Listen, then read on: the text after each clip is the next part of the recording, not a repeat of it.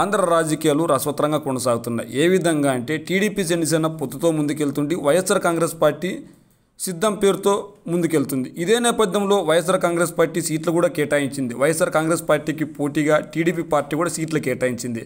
అయితే వైఎస్ఆర్ కాంగ్రెస్ పార్టీలో సీటు ఆశించి భంగపడిన వారు అక్కడ టికెట్ రాదని తెలుసుకున్న తర్వాత కొంతమంది ఎమ్మెల్యేలు వైసీపీని కాదని టీడీపీ పార్టీలోకి వెళ్ళారు. అయితే టీడీపీ పార్టీలో అయినా సీటు దగ్గుతుందా అంటే ఖచ్చితంగా చెప్పలేమని ఆనాడే చంద్రబాబు నాయుడు గారు చెప్పేశారు. ఈ నేపథ్యంలో ఖచ్చితంగా వైఎస్ఆర్ కాంగ్రెస్ పార్టీ టికెట్ ఈయనని కరాఖండికి చెప్పింది.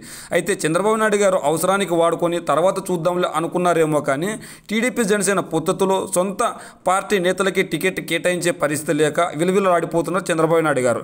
ఈ నేపథ్యంలో ఉండవల్లి శ్రీదేవి గారు వైఎస్ఆర్ కాంగ్రెస్ పార్టీని కాదని టీడీపీ పార్టీలో చేరారు. మరి ఉండవల్లి శ్రీదేవి గారికి అందరూ టికెట్ ఇస్తారనుకున్నారు. అందులో భాగంగానే జగన్మోహన్ రెడ్డి గారికి వ్యతిరేకంగా పనిచేసి జగన్మోహన్ రెడ్డి గారిని ఓడించి ఉండవల్లి శ్రీదేవి గారు టికెట్ గెలిచి చంద్రబాబు నాయుడు గారికి బహుమతిగా ఇస్తారనుకున్నారు. అయితే చంద్రబాబు నాయుడు గారే ఊహించిన బహుమతి ఉండవల్లి శ్రీదేవి గారికి ఇచ్చారు. ఏ విధంగా అంటే టికెట్ కేటాయించకుండా పాత టీడీపీ నేతకి అక్కడ టికెట్ కేటాయించాడు. ఈ నేపథ్యంలో ఉండవల్లి శ్రీదేవికి షాక్ తగిలింది. ఉండవల్లి శ్రీదేవి తత్వం బోధపడి మళ్ళీ జగనన్న దగ్గరికి రావాలని కోరుకుంటుంది. అయితే జగనన్న మళ్ళీ ఆదరిస్తాడా?